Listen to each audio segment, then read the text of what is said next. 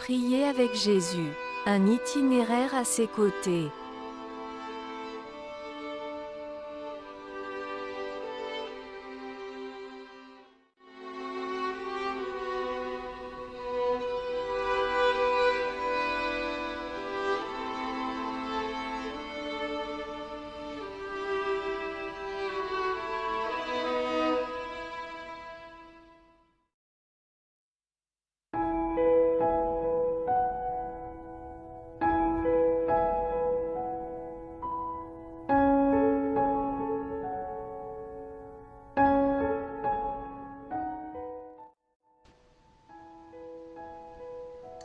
Chers amis, bonjour.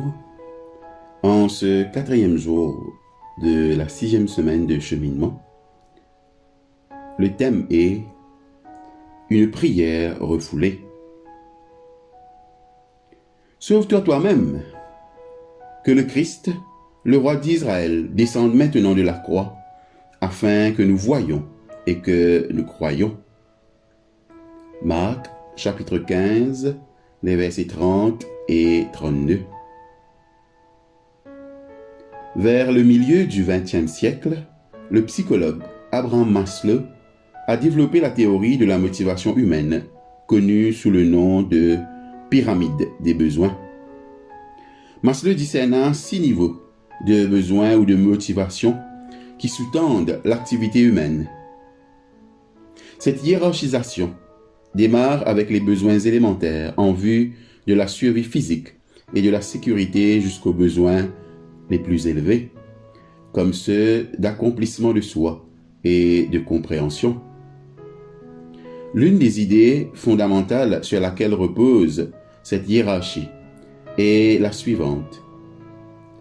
Il faut satisfaire les besoins élémentaires de l'individu avant que celui-ci soit en mesure de s'intéresser à des motivations comportementales plus abstraites. L'accomplissement de soi, qui correspond à la motivation la plus élevée, suppose que les besoins nécessaires à la survie ont été comblés.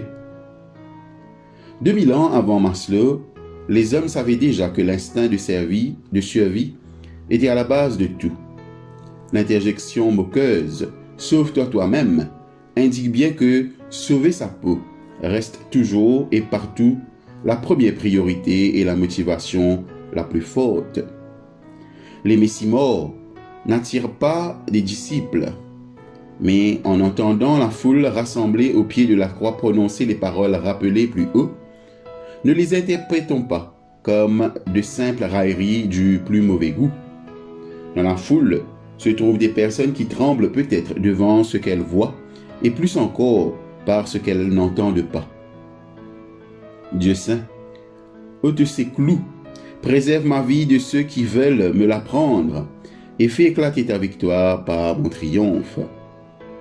C'est la prière que les bourreaux de Jésus attendent de sa part. Pourquoi? Si rien ne se passe, ils se sentiront confortés quant à la justesse des accusations portées contre Jésus. Si quelque chose se produit, ils auront encore le temps de changer d'avis, au moins provisoirement, ou jusqu'à la prochaine mise à l'épreuve du besoin fondamental de survie. Mais, comme ce fut le cas toute sa vie, Jésus continue de vivre et de prier en obéissant à une autre hiérarchie de motivation. La survie, le sauve-moi, ne résume pas le but de l'incarnation. Dans le passé, Jésus a plusieurs fois déjoué les attentes de la foule, sans parler des présomptions d'une religiosité obsédée par l'idée d'institution.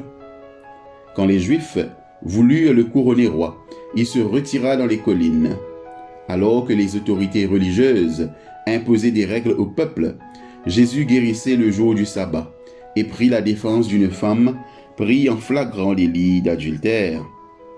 Lorsque Pierre tenta de le détourner du chemin de la souffrance et de la mort, Jésus reprit sévèrement son disciple et déclara que le chemin de la vie nécessitait de se charger de la croix. Sauve-toi toi-même, qu'il descende de la croix. Ce n'est pas une tentation nouvelle pour Jésus ni pour nous. Le propre de l'homme est de vivre tout. et de vivre comme si tout se résumait à assurer sa survie à tout prix, de faire confiance à Dieu aussi longtemps qu'il nous préserve du mal.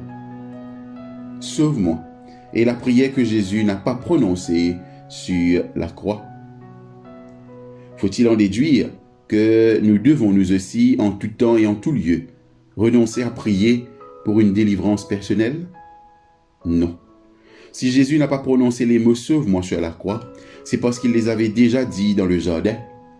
Là, sa prière avait commencé par ces mots « Si telle est ta décision ». Jésus avait alors dit à Dieu son désir profond de vivre en Christ et non selon le postulat du monde qui veut que la vie soit préservée à tout prix. La vie personnelle comme la vie institutionnelle. Nous suivons celui dont la motivation suprême n'était pas la survie ni la longévité, mais la plénitude d'une vie de fidélité. Sauve-toi toi-même, qu'il descende de la croix. Toutes sortes d'invitations nous appellent à descendre de notre vocation en Jésus-Christ. La fidélité s'oppose à cette prière et à une vie qui est finalement centrée sur l'homme. Sur la croix, nous avons entendu le témoignage du silence dans la prière que Jésus n'a pas prononcé. Loué soit Dieu de ce que nous ne vivons pas simplement pour survivre. Prions. Ô Dieu, ma vie est en toi. Accorde-moi la liberté de vivre conformément à la vérité de ce don, le courage de vivre conformément à la vocation de ce don, la grâce de vivre conformément à l'espérance de ce don. Par Jésus notre Seigneur. Amen. Votre exercice spirituel pour ce matin. Imaginez-vous au milieu de la foule devant la croix. Vous entendez les railleries des spectateurs criant à Jésus « Sauve-toi toi-même et descends de la croix ». Que diriez-vous au Christ sur la croix? À ceux qui le raillent.